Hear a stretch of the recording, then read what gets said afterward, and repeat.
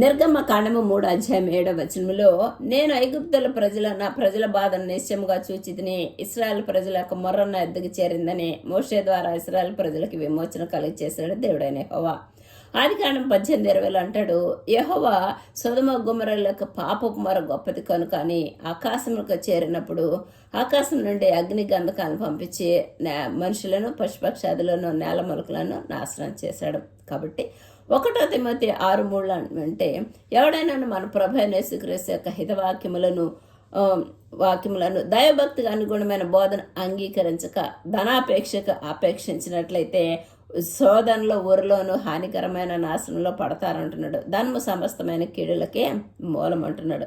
కాబట్టి దేవుని విసర్జించి ధనఘనతల కొరకు ప్రయాసపడిన హాలీవుడ్, లాస్ ఏంజల్స్లోని ప్రజలు, అమెరికాలో ఉన్న వాళ్ళు తనను తాను హెచ్చించుకొని దేవుని నామాన్ని విసర్జించినప్పుడు కాలిపోయింది సామాన్య ప్రజలను